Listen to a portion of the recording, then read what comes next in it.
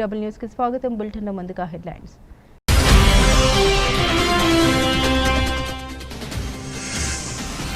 America మరో కీలక నిర్ణయం. విద్యార్థుల వీసా ఇంటర్వ్యూని నిలిపివేస్తూ ఉత్తర్వులు జారీ.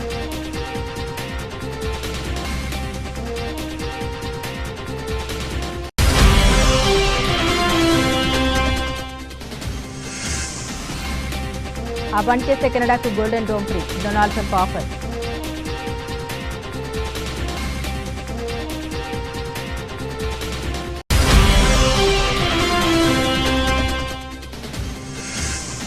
గుడ్ న్యూస్ చెప్పిన ఫిలిప్పీన్స్. భారతీయులకు వీసా ఫ్రీ ఎంట్రీ.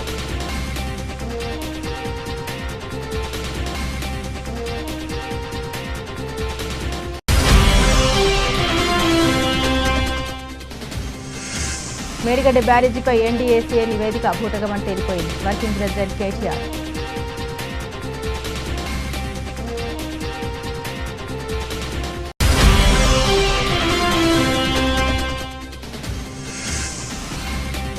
విద్యార్థుల టాయిలెట్స్ కడగాలి అంట. కాంగ్రెస్ పాలనలో గురుకులాల పరిస్థితి. ఎమ్మెల్సీ కవిత.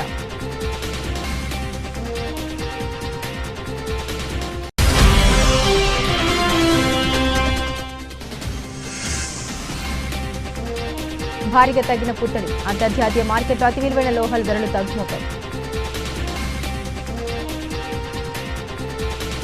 అమెరికాలో డొనాల్డ్ ట్రంప్ సర్కార్ మరో కీలక నిర్ణయం తీసుకుంది. ప్రపంచవ్యాప్తంగా విద్యార్థుల వీసా ఇంటర్వ్యూలు తాత్కాలికంగా నిలిపివేసింది. ఈ మేరకు వివిధ దేశాల్లోని యూఎస్ ఎంబసీలకు ట్రంప్ సర్కార్ ఉత్తర్వులు జారీ చేసింది. తదుపరి ఆదేశాలు జారీ చేసే వరకు దౌత్య విభాగాలు అదనంగా ఇటువంటి వీసా అపాయింట్మెంట్లను అనుమతించవద్దని అమెరికా విదేశాంగ మంత్రి మార్కో రూబియో ప్రపంచవ్యాప్తంగా ఉన్న అమెరికా ఎంబసీలను ఆదేశించారు. ఇప్పటికే బుక్ చేసుకున్న ఇంటర్వ్యూలు ప్రణాళిక ప్రకారం కొనసాగుతాయని వెల్లడించారు. ఈ ఉత్తర్వులు తక్షణం అమల్లోకి వస్తాయని తెలిపారు. అభ్యర్థుల సోషల్ మీడియా ఖాతాల పరిశీలనకు సన్నాహాలు జరుగుతున్నాయని పేర్కొన్నారు. విద్యార్థుల వీసాలకు సైతం నిబంధన మరింత కఠినతరం చేసే దిశగా ట్రంప్ యంత్రాంగం సిద్ధమవుతుంది. విదేశీ విద్యార్థుల సోషల్ మీడియా ఖాతాలపై ప్రత్యేకంగా దృష్టి పెట్టింది. విద్యార్థి వీసా కోసం దరఖాస్తు చేసుకున్న అభ్యర్థులు అందించిన వివరాలతో వారి సోషల్ మీడియా అకౌంట్లలో అమెరికా వ్యతిరేక భావజాలం తాలూకు వివరాలను అమెరికా ఇమిగ్రేషన్ విభాగ నిపుణులు విశ్లేషించనున్నారు. దరఖాస్తుదారుల సోషల్ మీడియా ఖాతాల పోస్టులు వ్యాఖ్యానాలను అధికారులు నిశ్చితంగా గమనించనున్నారు. భవిష్యత్తులో తమ గగనతలంలోకి ఏ క్షిపణి ప్రవేశించకుండా, ఏ అణ్వాయుధం సమీపించకుండా గోల్డెన్ డోమ్ అనే అత్యంత ఆధునిక రక్షణ వ్యవస్థను నిర్మించేందుకు అగ్రరాజ్యం అమెరికా సిద్ధమైంది. ఈ ప్రాజెక్టులో చేరేందుకు పొరుగు దేశమైన కెనడా కూడా ఆసక్తి కనబరిచింది. దాంతో అమెరికా అధ్యక్షుడు డొనాల్డ్ ట్రంప్ మళ్లీ విలీన డిమాండ్ లేవనెత్తారు. కెనడా తమ దేశంలో 51 రాష్ట్రంగా చేరితే గోల్డెన్ డోమ్ను ఉచితంగా పొందవచ్చని ఆఫర్ చేశారు. లేదంటే $61 బిలియన్ చెల్లించాల్సి ఉంటుందని తెలిపారు. అద్భుతమైన గోల్డెన్ డోమ్ వ్యవస్థలో కెనడా భాగం కావాలని తాను కోరుకుంటున్నామని, ఇదే విషయాన్ని ఆ దేశానికి చెప్పమని తెలిపారు. కానీ విడిగా ఉంటూ ఈ వ్యవస్థలో చేరాలంటే కెనడాకు $61 బిలియన్ మేర ఖర్చు అవుతుందని తెలిపారు. అదే అమెరికాలో 51 రాష్ట్రంగా చేరితే $1 కూడా చెల్లించాల్సిన అవసరం లేదని ట్రంప్ అన్నారు. ఈ ఆఫర్ను కెనడా పరిగణలోకి తీసుకుంటుందని అనుకుంటున్నామని తన ట్రూత్ సోషల్ను ట్రంప్ రాసుకొచ్చారు. అయితే అమెరికా అధ్యక్షుడి వ్యాఖ్యలపై కెనడా నుండి ఇంకా స్పందన రాలేదు. ఇజ్రాయెల్ ఐరన్ డోమ్ తరహాలో అమెరికా కోసం గోల్డెన్ డోమ్ క్షిపణి రక్షణ వ్యవస్థను ఏర్పాటు చేయనున్నట్లు ట్రంప్ ఇటీవల ప్రకటించారు. ఈ వ్యవస్థ నిర్మాణానికి $175 బిలియన్ ఖర్చు అవుతుందని పేర్కొన్నారు. దీంతో అమెరికా ఇక అంతరిక్షంలోనూ ఆయుధాలను మోహరించనుందని తెలిపారు. 2029 చివరి నాటికి నూతన రక్షణ వ్యవస్థను అందుబాటులోకి తెస్తామని వెల్లడించారు. అమెరికా గోల్డెన్ డోమ్ ప్రకటన తర్వాత కెనడా ప్రధాని మార్క్ కార్నీ స్పందించారు. తాము కూడా ఈ వ్యవస్థలో చేరేందుకు సిద్ధమేనని అన్నారు. అందుకోసం అగ్రరాజ్యంతో ఉన్నత స్థాయి చర్చలు జరుపుతామని తెలిపారు. ఈ క్రమంలో ట్రంప్ తాజాగా పోస్టు పెట్టారు. కాగా అమెరికా అధ్యక్ష ఎన్నికల నాటి నుండే ట్రంప్ కెనడా 51 రాష్ట్రంగా అమెరికాలో చేరాలని డిమాండ్ చేస్తున్నారు. దీన్ని కెనడా సర్కార్ ఖండిస్తూ వస్తుంది. తమ దేశం అమ్మకానికి లేదంటూ గట్టిగా చెప్పింది. ఆ క్రమంలోనే అధికారంలోకి వచ్చిన తర్వాత కెనడాపై ట్రంప్ సుంకాలతో విరుచుకుపడ్డారు. ప్రతిగా కెనడా కూడా టారిఫ్లు విధించింది. స్వదేశంలో తిరగడానికైతే ఏ ఆటంకాలు ఉండవు. అదే విదేశాలు చుట్టేయాలంటే మాత్రం భారత పాస్పోర్ట్తో పాటు సంబంధిత దేశాల వీసా ఉండాల్సిందే. ఇందుకెన్నో దరఖాస్తుల ఆధారాలు సమర్పించాల్సి ఉంటుంది. అందుకే చాలామంది విదేశాలకు వెళ్లాలంటే జంకుతారు. ఆ కోరిక ఉన్న తతంగాలన్నీ పూర్తి చేయలేక వెనక్కి తగ్గుతుంటారు. అయితే వీసాతో పని లేకుండా స్వేచ్ఛగా మన దేశానికి రండని కొన్ని దేశాలు ఆహ్వానం పలుకుతున్నాయి. ఇండియాకు పొరుగున ఉన్న నేపాల్, భూటాన్, శ్రీలంక, మాల్దీవులకు వెళ్లేందుకు వీసాతో పని లేదు. భారతీయులకు ప్రత్యేకంగా ఈ దేశాలు నిబంధనలు ఏమీ ఉండవు. కొన్ని దేశాలు వీసాకు సంబంధించిన కొన్ని నిబంధనల్లో తాత్కాలిక వెసులుబాటును కల్పించాయి. మరికొన్ని దేశాలు గడువులు విధిస్తున్నాయి. ఈ నేపథ్యంలో తాజాగా భారతీయ పర్యాటకులకు ఆగ్నేయ ఆసియా దేశం ఫిలిప్పీన్స్ శుభవార్త చెప్పింది. వీసా లేకుండానే తమ దేశంలోకి భారతీయులు ప్రవేశించవచ్చని తెలిపింది. ఇందుకోసం 2 రకాల స్వల్పకాలిక వీసా రహిత ప్రవేశ సౌకర్యాలు కల్పిస్తుంది. అయితే వీటికి వేర్వేరు అర్హత ప్రమాణాలు ఉన్నాయి. ఈ కేటగిరీ కింద భారతీయ పౌరులు కేవలం పర్యాటక ప్రయోజనాల కోసం ఎటువంటి వీసా లేకుండా ఫిలిప్పీన్స్లో 14 రోజుల వరకు బస చేయవచ్చు. అయితే వీసా రహిత ప్రవేశాన్ని పొడిగించుకోవడానికి వీలుండదు. అంతేకాదు దీన్ని వేరే రకం వీసాగా మార్చుకోవడానికి కూడా అవకాశం ఉండదు. ప్రయాణ ఉద్దేశం పూర్తిగా పర్యాటకానికి మాత్రమే పరిమితమై ఉండాలి. ప్రయాణ సమయానికి పాస్పోర్ట్ కనీసం 6 నెలలు చెల్లుబాటు అయ్యేలా ఉండాలి. హోటల్ బుకింగ్ లేదా వసతి నిర్ధారణ పత్రాలు ఉండాలి. పర్యటన ఖర్చులు భరించగలిగే సామర్థ్యం ఉందని కొన్ని రోజులు చూపించాల్సి ఉంటుంది. బ్యాంక్ స్టేట్మెంట్లు, ఉద్యోగ ధృవీకరణ పత్రాలు వంటివి రిటర్న్ లేదా తదుపరి ప్రయాణ టికెట్ ఉండాలి. గతంలో ఫిలిప్పీన్స్ ఇమిగ్రేషన్ రికార్డులో ఎటువంటి ప్రతికూల చరిత్ర ఉండకూడదు. 2 రోజుల విధానం ద్వారా అక్కడికి వెళ్లే భారతీయులు 30 రోజుల పాటు వీసా లేకుండా ఫిలిప్పీన్స్లో ఉండే అవకాశం పొందుతారు. అయితే ఇది కేవలం Australia, Japan, America, Canada, Singapore, UK వంటి కొన్ని ప్రధాన దేశాల వీసా లేదా శాశ్వత నివాస అనుమతులు కలిగి ఉన్న భారతీయ పౌరులకు మాత్రమే వర్తిస్తుంది. ఈ వీసా విధానం ప్రకారం దరఖాస్తుదారులు ఈ visa.gov.in వెబ్సైట్లో రిజిస్టర్ అవ్వాల్సి ఉంటుంది. మేడిగడ్డ బ్యారేజీపై ఎన్డీఏసీ ఇచ్చిన నివేదిక అంతా బూటకమని ఇప్పటిదాకా బీఆర్ఎస్ చెబుతున్న మాట అక్షరాలు నిజమని తెలిపోయింది అని ఆ పార్టీ వర్కింగ్ ప్రెసిడెంట్ కేటీఆర్ అన్నారు. కనీస పరీక్షలు నిర్వహించకుండా ఎన్డీఏసీ తుది రిపోర్ట్ ఎలా ఇస్తుందని ప్రపంచ ప్రఖ్యాత నిర్మాణ సంస్థ ఎల్ఎన్టీ సూటిగా ప్రశ్నించడంతో ఈ నివేదిక తప్పుల తడుక రుజువైపోయిందని కేటీఆర్ పేర్కొన్నారు. క్షేత్రస్థాయిలో కనీస పరీక్షలు చేయకుండానే ఎన్డీఏసీ ఇచ్చిన నివేదికను ఎల్ఎన్టీ పూర్తిగా తిరస్కరించడం రాష్ట్రంలోని కాంగ్రెస్ సర్కారుకు, కేంద్రంలోని బీజేపీ ప్రభుత్వానికి పూర్తిగా చెంపపెట్టలాంటిదే. నాడు అసెంబ్లీ ఎన్నికల వేల గంటల వ్యవధిలో ఇచ్చిన ప్రాథమిక నివేదికను మొదలుకొని 7.5 దాకా సాగదీసి ఇటీవల ఇచ్చిన తుది నివేదిక వరకు రెండింటిలోనూ అడుగడుగున వ్యత్యాసాలు పొంతనలేని అంశాలుండటం రిపోర్టు దొల్లతనాన్ని బయటపెట్టింది. ఇలాంటి పనికిరాని రిపోర్టును పట్టుకుని ఎన్డీఏసీ నివేదికను తమకు ప్రామాణికమని ముఖ్యమంత్రి రేవంత్ రాష్ట్ర ప్రభుత్వం చెప్పడం వారి అసమర్థతకు, చేతకంతనానికి, దివాలాకోరు విధానాలకు నిదర్శనమని కేటీఆర్ పేర్కొన్నారు. కేసీఆర్ పేరొస్తుందని రాజకీయ కక్షతో ప్రపంచంలోనే అతిపెద్ద లిఫ్ట్ ఇరిగేషన్ ప్రాజెక్టు అయిన కాళేశ్వరాన్ని పక్కన పెట్టి సీఎం రేవంత్ క్షమించరాని పాపం చేశారు. ఇప్పటికే ముఖ్యమంత్రి నిర్వాహకం వల్ల 7.5గా రాష్ట్రంలోని లక్షలాది ఎకరాల పంటలు ఎండగొట్టి 500 మందికి పైగా అన్నదాతల ఆత్మహత్యలకు కారణమయ్యారన్నారు. పోలవరం ప్రాజెక్టులో డయాఫ్రామ్ వాల్ కొట్టుకుపోయినా శరవేగంగా పునరుద్ధరించిన సంగతి మర్చిపోయి మేడిగడ్డ విషయంలో మాత్రం 18 నెలలుగా మొత్తం ప్రాజెక్టునే కోల్డ్ స్టోరేజ్లోకి నెట్టడం అత్యంత దుర్మార్గమని కేటీఆర్ మండిపడ్డారు. నాడు అసెంబ్లీ ఎన్నికల వేళ బీఆర్ఎస్పై బురద జల్లేందుకు కుట్రలు చేసిన కాంగ్రెస్, బీజేపీ ఇటీవల బీఆర్ఎస్కు రజతోత్సవ సభను దెబ్బతీయాలనే కుతంత్రాలతోనే తుది నివేదిక పేరిట నయ డ్రామాకు తెరతీశారన్నారు. ప్రాజెక్టు ప్రణాళిక నుంచి నిర్మాణ నాణ్యత వరకు అడుగుతున్న ఇక్కడ రాజీ పడకుండా కట్టిన ప్రాజెక్టుపై బురద జల్లడం మానికనైనా ఎలాంటి అభ్యంతరాలకు ప్రభుత్వం ఎన్డీఏసీ సమాధానం చెప్పాలన్నారు. లేకపోతే అన్నదాతల ఆగ్రహానికి ముఖ్యమంత్రితో పాటు కాంగ్రెస్, బీజేపీల కుట్ర రాజకీయాలకు తెలంగాణ రైతులు తగిన గుణపాఠం చెప్పడం ఖాయమని కేటీఆర్ అన్నారు. జై కిసాన్, జై కాళేశ్వరం, జై తెలంగాణ అని కేటీఆర్ నినదించారు.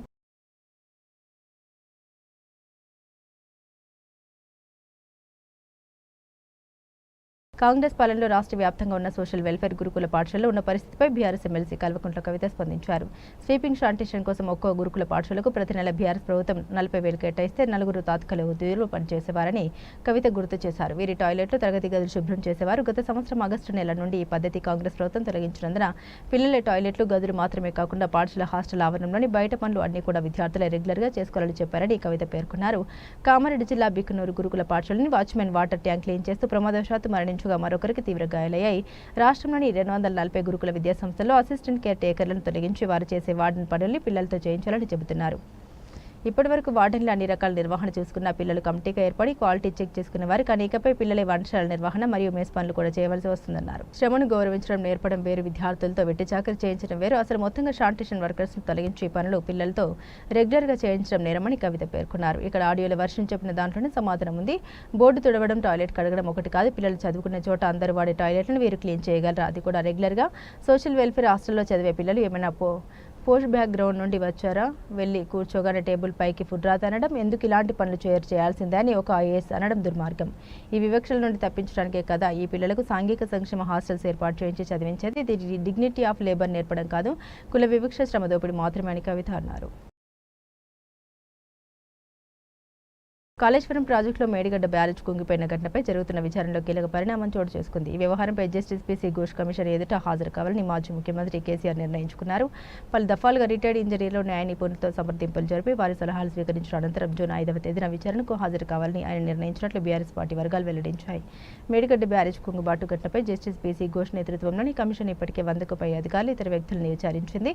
వారిలో చాలా మంది అప్పటి ప్రభుత్వ పెద్దల ఆదేశాల ప్రకారమే తాము నడుచుకున్నామని కమిషనర్కు తెలియజేసినట్టు సమాచారం. ఈ క్రమంలోనే మాజీ మాజీ ముఖ్యమంత్రి కేసీఆర్తో పాటు మాజీ మంత్రులు హరీష్ రావు, ఈటెల రాజేందర్లకు కమిషన్ ఇటీవల నోటీసులు జారీ చేసి వ్యక్తిగతంగా విచారణకు హాజరు కావాలని ఆదేశించింది. హరీష్ రావు, ఈటెల రాజేందర్ విచారణకు హాజరవుతారని ఇప్పటికే స్పష్టం చేయగా కేసీఆర్ నిర్ణయంపై ఉత్కంఠ నెలకొంది. గతంలో విద్యుత్ అవకతవకలపై నియమించిన కమిషన్ నోటీసులు ఇచ్చినప్పుడు కేసీఆర్ న్యాయస్థానాలు ఆశ్రయించి సుప్రీంకోర్టు నుంచి ఊరట పొంది విచారణకు హాజరు కాని నేపథ్యంలో కాళేశ్వరం కమిషన్ విషయంలో ఆయన వైఖరిపై సందిగ్ధత ఏర్పడింది. అయితే ఈసారి విచారణకు హాజరు కావాలని కేసీఆర్ నిర్ణయించుకున్నట్లు తెలుస్తోంది. దేశంలోని ఇతర ప్రాజెక్టుల నిర్మాణంలో ఉన్న వాటికి సంబంధించిన వివరాలను కూడా ఆయన సేకరించిన సమాచారం. కాగా మాజీ మంత్రి హరీష్ రావు జూన్ 9న కమిషన్ విచారణకు హాజరు కానున్నట్లు ఇప్పటికే ప్రకటించారు. తెలంగాణ రాష్ట్రంలోని రుద్రారం గ్రామ పరిధిలోని జిల్లా పరిషత్ ఉన్నత పాఠశాల, మండల పరిషత్ ప్రాథమిక పాఠశాలలో 16 కోట్ల రూపాయల సీఎస్ఆర్ నిధులతో ఆదర్శ పాఠశాలగా తీర్చిదిద్దబోతున్నట్లు పట్టంచెరు శాసనసభ్యులు గూడెం మహిపాల్ రెడ్డి తెలిపారు. బుధవారం పట్టంచెరు మండలం పరిధిలోని రుద్రారం గ్రామ పరిధిలో గల జిల్లా పరిషత్ ఉన్నత పాఠశాలలో స్థానిక మాజీ ప్రజాప్రతినిధులు, వివిధ శాఖల అధికారులు, ఎంవైకే లాటిక్రెట్ సంస్థ ప్రతినిధులతో కలిసి పరిశీలించారు. ఈ సందర్భంగా పాఠశాల నిర్మాణ ప్లాన్, మౌలిక వసతుల కల్పనపై చర్చించారు. ఈ సందర్భంగా ఆయన మాట్లాడారు. రుద్రారం గ్రామ పరిధి నుండి జిల్లా పరిషత్ ఉన్నత పాఠశాల, మండల పరిషత్ ప్రాథమిక పాఠశాల, అంగన్వాడీ పాఠశాల భవనాలను ఆధునిక సాంకేతికతతో నిర్మించబోతున్నట్టు తెలిపారు. ఎంవైకే లాట్రికెట్ పరిశ్రమ సహకారంతో 16 కోట్ల అంచనా వ్యయంతో ప్రముఖ ఆర్కిటెక్చర్ సంస్థ కృతిక ద్వారా ఆధునిక వసతులతో నిర్మించనున్నట్టు తెలిపారు. జిల్లా పరిషత్ ఉన్నత పాఠశాలను 3 ఎకరాల 34 గుంటల స్థలంలో 43,378 చదరపు అడుగుల విస్తీర్ణంతో 15వ తరగతి గదులు, మండల పరిషత్ పాఠశాలను 1 ఎకరా 23 గుంటల స్థలంలో 26,586 చదరపు అడుగుల విస్తీర్ణంలో 10వ తరగతి గదులు నిర్మించబోతున్నట్టు తెలిపారు.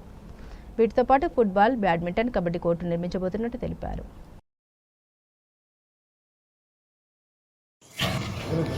ఈరోజు పటంచెరు నియోజకవర్గంలో పటంచెరు మండలంలో భాగంగా రుద్రారం గ్రామం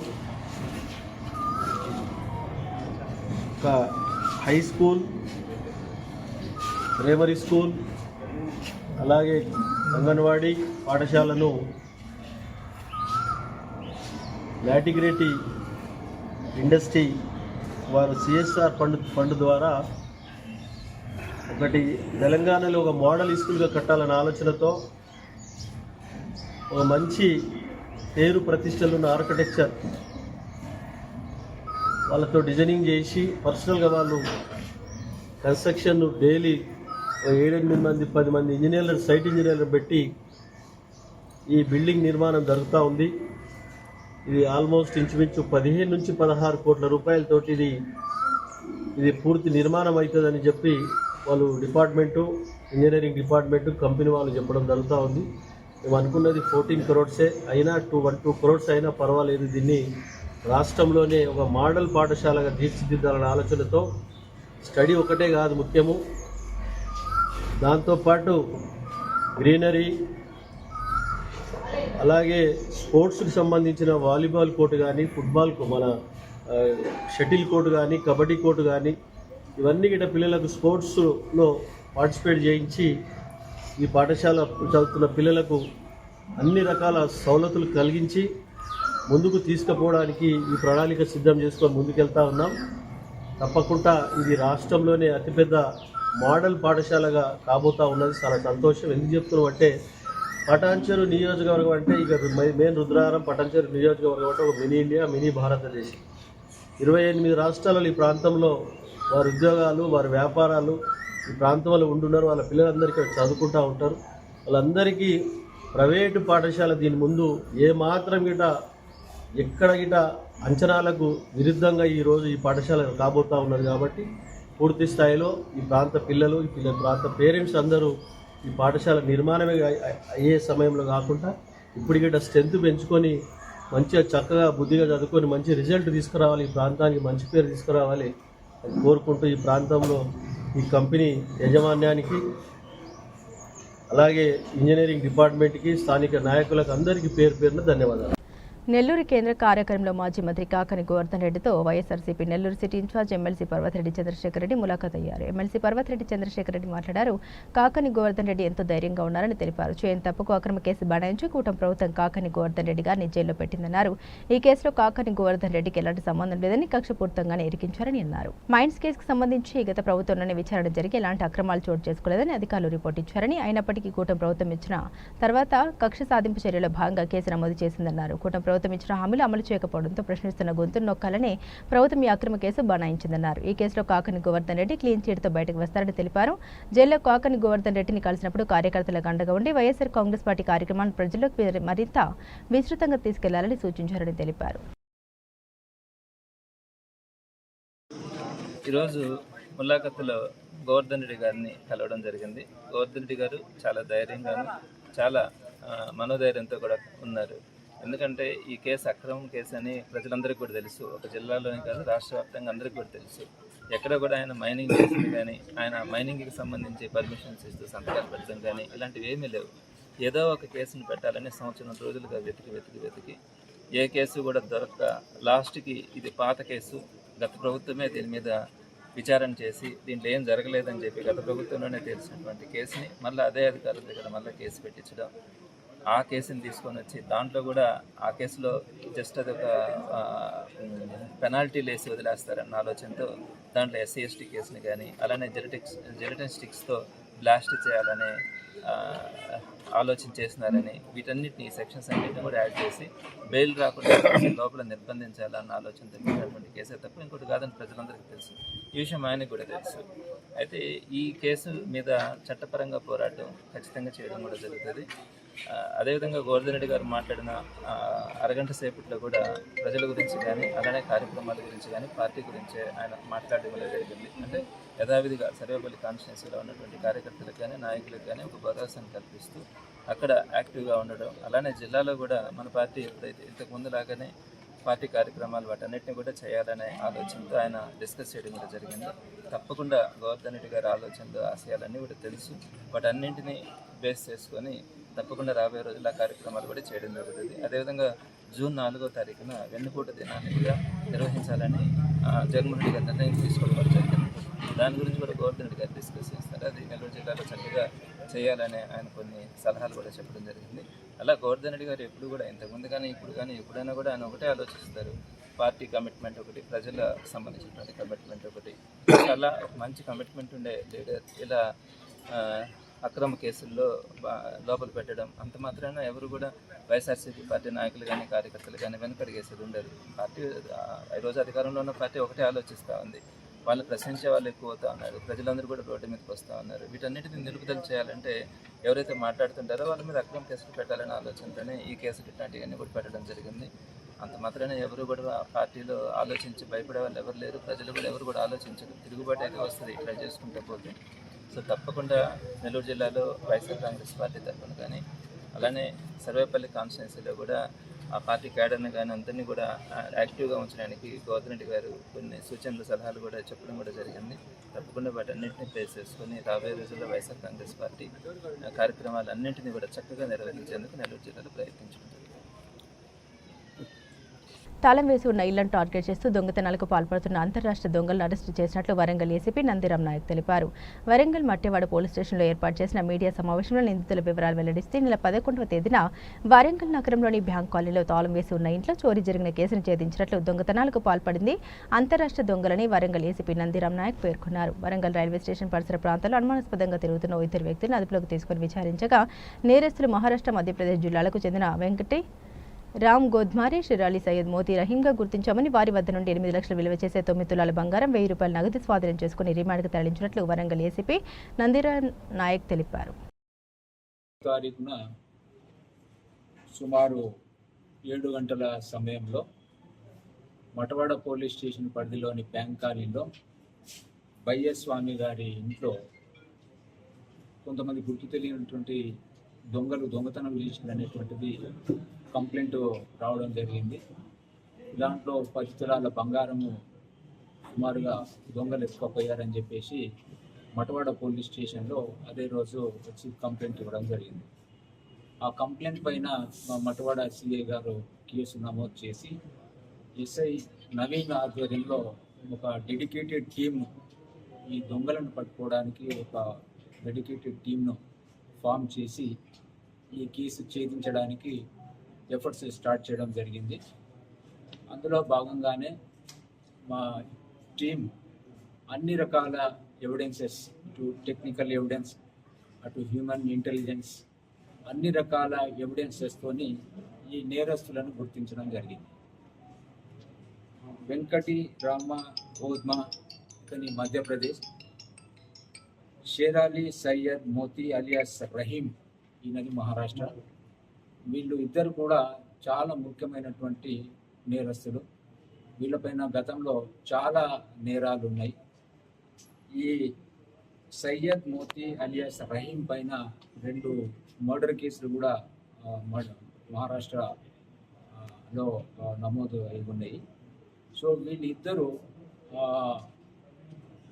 వరంగల్ రైల్వే స్టేషన్కి వచ్చి, యాక్చువల్లీ వీళ్ళ మోడస్ ఆపరెండి ఎట్లుంటుందంటే, ఏదో ఒక ట్రైన్ ఎక్కడము, రైల్వే స్టేషన్లో దిగడము, సమీపంలో ఉన్నటువంటి కాలనీకి వెళ్ళడము, ఒక ఇల్లు సెలెక్ట్ చేసుకోవడము, ఆ ఇంట్లో దొంగతనం చేసుకొని మళ్ళీ తిరిగి వెళ్ళిపోవడము వీళ్ళ మోడస్ ఆపరెండి.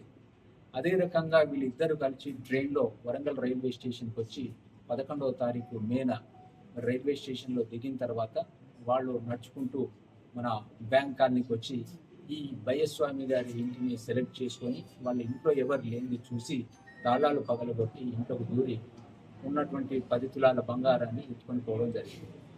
సో దానిపైన మా inspector and Naveen SI team workout చేసి వీళ్ళను ఇద్దరిని కూడా గుర్తించడం జరిగింది. వీళ్ళను చాలా ఎఫర్ట్స్తోని మరి వీళ్ళ ఇద్దరిని ఈరోజు అరెస్ట్ చేయడం జరిగింది. వీళ్ళ దగ్గర ఇంటాక్ట్ ప్రాపర్టీ ఏదైతే ఇంట్లో నుంచి బంగారం పోయిందో సేమ్ ఇంటాక్ట్ ప్రాపర్టీని ఆ ఇద్దరు నేరస్తుల దగ్గర ఈరోజు స్వాధీనం చేసుకొని వాళ్ళని ఈరోజు రిమాండ్కి పంపడం జరుగుతూ ఉంది. సో ఇది యాక్చువల్గా అంతర్రాష్ట్ర ముఠా, ఇది చాలా ఇంపార్టెంట్ నేరస్తులు.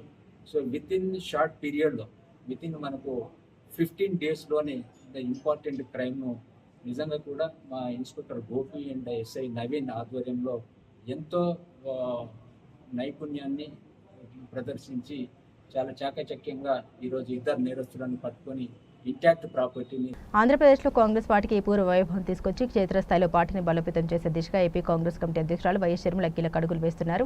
రాష్ట్ర వ్యాప్తంగా అన్ని జిల్లాలను కలుపుతూ విస్తృత పర్యటనకు శ్రీకారం చుట్టనున్నారు. ఈ పర్యటన ద్వారా పార్టీ శ్రేణుల్లో నూతన ఉత్సాహం నింపడంతో పాటు ప్రజలతో మమేకమై వారి సమస్యలను నేరుగా తెలుసుకోవాలని షర్మిల లక్ష్యంగా పెట్టుకున్నారు. వైఎస్ షర్మిల చేపట్టనున్న ఈ రాష్ట్ర స్థాయి పర్యటన జూన్ 9న చిత్తూరు జిల్లా నుండి ప్రారంభమవుతుందని కాంగ్రెస్ పార్టీ రాష్ట్ర కార్యాలయం అధికారికంగా వెల్లడించింది. అక్కడి నుండి వరుసగా రాష్ట్రంలోని అన్ని జిల్లాలు ఆమె పర్యటిస్తారు. ఈ సుదీర్ఘ పర్యటన జూన్ 30న కృష్ణా జిల్లా మచిలీపట్నంలో ముగుస్తుంది. ఆ రోజు అక్కడ నిర్వహించే ముగింపు సభకు పార్టీ పెద్దలు హాజరు కానున్నట్లు సమాచారం. మొత్తం 22 రోజుల పాటు సాగే ఈ యాత్రలో షర్మిల ప్రతి జిల్లాలోని పార్టీ నాయకులు, కార్యకర్తలతో ప్రత్యేకంగా సమావేశమవుతారు. అంతేకాకుండా ప్రజలను కలిసి వారి సాధక బాధల్ని వింటూ కాంగ్రెస్ పార్టీ ఆవశ్యకతను వారికి వివరించనున్నారు. ఈ పర్యటన వెనుక పలు కీలక లక్ష్యాలు ఉన్నాయని ఆ పార్టీ వర్గాలు తెలిపాయి. ప్రధానంగా క్షేత్రస్థాయిలో పార్టీ కేడర్ను ఉత్తేజపరచడం, ప్రజల సమస్యలు విని అర్థం చేసుకోవడం, పార్టీ కార్యక్రమాలు ప్రజల్లోకి బలంగా తీసుకెళ్లడం, అలాగే కాంగ్రెస్ పార్టీకి నూతన జవసత్వాలు అందించడం ఈ పర్యటన ముఖ్య లక్ష్యమని పేర్కొన్నారు. ఈ పర్యటన ద్వారా రాష్ట్రంలో కాంగ్రెస్ పార్టీకి మళ్లీ పూర్వపు బలం చేకూరుతుందని పార్టీ శ్రేణులు ధీమా వ్యక్తం చేస్తున్నాయి. గత 4 రోజులుగా పెరుగుతూ వచ్చిన బంగారం ధరలు భారీగా తగ్గాయి. అంతర్జాతీయ మార్కెట్లో అతి విలువైన లోహాల ధరలు తగ్గుముఖం పట్టడంతో దేశీయంగా దిగొచ్చాయి. ఢిల్లీ బులియన్ మార్కెట్లో తులం బంగారం ధర 800 దిగొచ్చి 98,500గా నమోదైంది. ఈ విషయాన్ని ఆల్ ఇండియా సరఫరా అసోసియేషన్ వెల్లడించింది. అలాగే 99.5% స్వచ్ఛత కలిగిన 10 గ్రాముల బంగారం ధర ₹800 దిగొచ్చి 98,000గా నమోదైంది. బంగారంతో పాటు వెండి ధరలు కూడా భారీగా దిగొచ్చాయి. పారిశ్రామిక వర్గాలు నాణ్యాల తయారీదారుల నుండి కొనుగోలు నిలిచిపోవడంతో కిలో వెండి $1,370 తగ్గి 99,000గా నమోదైంది. ఔన్స్ గోల్డ్ ధర $45 కరిగిపోయి $3,296.92గా నమోదైంది. స్టాక్ మార్కెట్ల వరుస ర్యాలీకి బ్రేక్ పడింది. బ్యాంకింగ్, ఐటీ, వాహన రంగ షేర్లలో ప్రాఫిట్ బుకింగ్ జరగడంతో వరుసగా 2 రోజులుగా పెరుగుతూ వచ్చిన సూచీలు భారీగా నష్టపోయాయి. ఒక దశలో 1000 పాయింట్లకు పైగా నష్టపోయిన 30 షేర్ల ఇండెక్స్ సూచీ సెన్సెక్స్ 82,000 పాయింట్ల దిగువకు పడిపోయింది. చివరకు మార్కెట్ ముగిసే సమయానికి 624.82 పాయింట్లు కోల్పోయి 81,551.63 వద్ద స్థిరపడింది. 30 సూచీలో 25 షేర్లు నష్టపోగా కేవలం 5 సూచీలు లాభపడ్డాయి. మరో సూచీ ఎన్ఎస్ఈ నిఫ్టీ కూడా 174.95 పాయింట్లు కోల్పోయి 24,826.20 వద్ద స్థిరపడింది. స్థిరపడింది. లాభాల్లో ప్రారంభమైన సూచీలకు అంతర్జాతీయ మార్కెట్ల నుండి వచ్చిన ప్రతికూల సంకేతాలు నష్టాల్లోకి నెట్టాయి. దీంతో ఇరు సూచీలు 1% పైగా కోల్పోయి చివరిలో భారీ నష్టాలు తగ్గించుకోగలిగాయి. పారిశ్రామిక తయారీ రంగ గణాంకాల విడుదలకు ముందు ముదుపర్లు ముందస్తుగా అమ్మకాలకు మొగ్గు చూపడం సూచీల నష్టాలకు ప్రధాన కారణమని దలాల్ స్ట్రీట్ వర్గాలు వెల్లడించాయి. బుధవారం పారిశ్రామిక తయారీ రంగ గణాంకాలతో పాటు ఈ వారం చివరిలో దేశ జీడీపీ గణాంకాలు కూడా విడుదల కానున్నాయి. సూచీలో అల్ట్రాటెక్ సిమెంట్ గరిష్టంగా 2.21% నష్టపోయి టాప్ లూజర్గా నిలిచింది. దీంతో పాటు ITC 2%, Tata Motors, NTPC, axis bank, HCl, Mahindra and HDFC bank, ICCI బ్యాంకులు నష్టపోయాయి.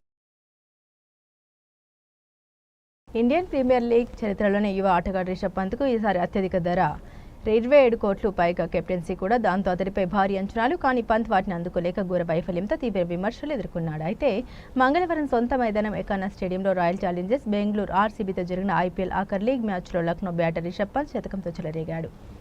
కేవలం 54 బంతులు అతను సెంచరీ బాదాడు. ఈసారి ఐపీఎల్లో పెద్దగా ఫామ్లో లేని పంత్ లీగ్ చివరి మ్యాచ్లో మాత్రం తన స్ట్రోక్ ప్లేతో అభిమానులు అలరించాడు. శతకం పూర్తి కాగానే బ్యాట్ హెల్మెట్ను పక్కన పడేసి గాల్లో పల్టీ కొడుతూ వెరైటీ సెలబ్రేషన్స్ చేసుకున్నాడు. జిమ్నాస్టిక్ తరహాలో గాల్లో ఎగిరి తన ఆనందాన్ని వ్యక్తం చేశాడు. నిజానికి ఈ సీజన్ ఐపీఎల్లో పంత్ తన బ్యాటింగ్ పవర్ చూపించలేకపోయాడు. ఎట్టకేలకు లాస్ట్ మ్యాచ్లో సెంచరీతో మళ్లీ ఫామ్లోకి వచ్చేశాడు. వింటేజ్ పంత్ అంటే ఏంటో చూపించాడు. ఈ మ్యాచ్లో సిక్సర్లు 4తో ఆకాశ్ హద్దుగా రెచ్చిపోయాడు. 61 బంతుల్లో 118 రన్స్ చేసి నాట్అవుట్గా నిలిచాడు. దీంతో సెంచరీ తర్వాత పంత్ ఒక రేంజ్లో సెలబ్రేట్ చేసుకున్నాడు. ఇక పంత్ సెంచరీ చేసిన లక్నో జట్టుకు విజయం మాత్రం దక్కలేదు. ఈ మ్యాచ్లో ఆర్సీబీ 6 వికెట్ల తేడాతో విజయం సాధించింది. మొదటి బ్యాటింగ్ చేసిన ఎల్ఎస్జీకి రిషబ్ పంత్ 61 బంతుల్లో 118 నాట్అవుట్, 11 ఫోర్లు, 8 సిక్సర్లు, అజయ్ శతకంతో చెలరేగ్గా మిచెల్ మార్ష్ 37 బంతుల్లో 67, 4 ఫోర్లు, 5 సిక్సర్లు రాణించడంతో అజట్ 20 ఓవర్లలో 3 వికెట్ల నష్టానికి 227 పరుగుల భారీ స్కోర్ చేసింది. ఈ భారీ లక్ష్య ఛేదంతో బరిలోకి దిగిన ఆర్సీబీ మరో 8 బంతులు మిగిలి ఉండగానే టార్గెట్ను అందుకుంది. ఆఖరిలో జితేష్ శర్మ మేరకు బ్యాటింగ్ బెంగళూరుకు సూపర్ విక్టరీని అందించింది. జితేష్ 33 బంతుల్లోనే ఏకంగా 85 రన్స్ చేసి నాట్అవుట్గా నిలిచాడు. ఈ విజయంతో పాయింట్ల పట్టికలో 2వ స్థానానికి దూసుకెళ్లిన బెంగళూరు క్వాలిఫైయర్ 1లో ఈ నెల 29న పంజాబ్ కింగ్స్తో తలపడనుంది. ఇందులో గెలిచిన జట్టు నేరుగా ఫైనల్కు వెళ్తుంది. టాలీవుడ్లో మరో కొత్త కాంబో తెరపైకి రాబోతుంది. Mega power star Ram Charan, star director Trivikram Srinivas కాంబినేషన్లో ఒక సినిమా రాబోతుందనే వార్తలు టాలీవుడ్లో హాట్ టాపిక్గా మారాయి.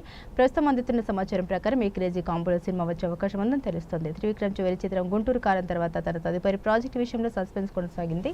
మొదట అల్లు అర్జున్ సినిమాతో చేయాలనుకున్నప్పటికీ బన్నీ ప్రస్తుతం అట్లీ దర్శకత్వంలో సినిమాతో బిజీగా ఉండడంతో త్రివిక్రమ్ ప్రాజెక్టు వాయిదా పడింది. ఈ గ్యాప్లో త్రివిక్రమ్ విక్టరీ వెంకటేష్తో ఒక కామెడీ ఎంటర్టైనర్ని తెరకెక్కించేందుకు సిద్ధమవుతున్నారని కూడా వార్తలు వచ్చాయి. ఇదిలా ఉంటే తాజాగా సమాచారం ప్రకారం జనసేన అధినేత పవన్ కళ్యాణ్ సూచన మేరకు త్రివిక్రమ్ రామ్ చరణ్ కోసం ఒక కథను సిద్ధం చేశారని తెలుస్తోంది. ఈ కథను చరణ్ కు వినిపించుకు ఆయన కూడా ఓకే చేశారని ప్రచారం జరుగుతుంది. అంతేకాదు ఈ చిత్రానికి పవన్ కళ్యాణ్ నిర్మాతగా వ్యవహరించే అవకాశం ఉందని కూడా వార్తలు వస్తున్నాయి. రామ్ చరణ్ ప్రస్తుతం బుచ్చిబాబు దర్శకత్వంలో పెద్ద సినిమా షూటింగ్ లో బిజీగా ఉన్నారు. ఈ సినిమా 2026లో విడుదలయ్యే అవకాశం ఉంది. పెద్ద తర్వాత సుకుమార్ దర్శకత్వంలో ఒక సినిమా చూడడానికి చరణ్ కమిట్ అయ్యారు. అయితే సుకుమార్ తన స్క్రిప్ట్ వర్క్ ఎక్కువ సమయం తీసుకున్నందున ఈ గ్యాప్ లో త్రివిక్రమ్తో సినిమా చేయడానికి చరణ్ ఆసక్తి చూపిస్తున్నారని టాక్. త్రివిక్రమ్ రామ్ చరణ్ మధ్య త్వరలోనే ఒక అధికారిక సమావేశం జరగనుందని, ఈ ప్రాజెక్టుపై త్వరలో స్పష్టత వచ్చే అవకాశం ఉందని సినీ వర్గాల సమాచారం. ఒకవేళ ఈ కాంబినేషన్లో సెట్ అయితే 2020లో ఈ సినిమా విడుదలయ్యే అవకాశం ఉందని తెలుస్తుంది. ఈ ప్రాజెక్టు కార్యరూపం దాల్చుతుందా లేదా చూడాలి. బులెటిన్ ముగించే ముందు హెడ్లైన్స్ మరోసారి.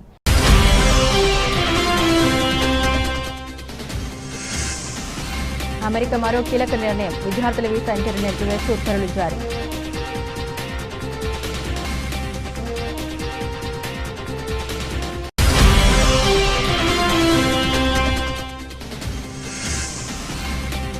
ఆ పని చేసే కెనడాకు golden dome free, Donald Trump offer.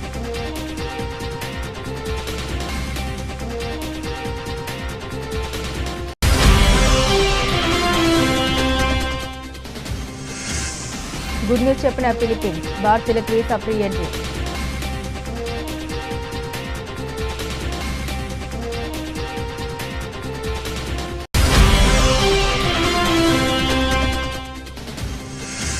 Medigadda బ్యారేజీపై ఎన్డీఏసీఏ నివేదిక భూటగమని తేలిపోయింది. Working president KTR.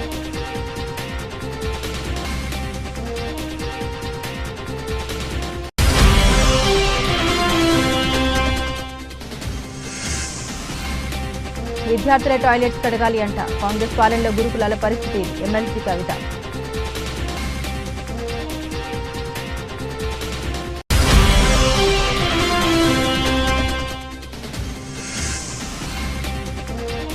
భారీగా తగ్గిన పుట్టలు, అంతర్జాతీయ మార్కెట్లో అతి విలువైన లోహాల ధరలు తగ్గుముఖం.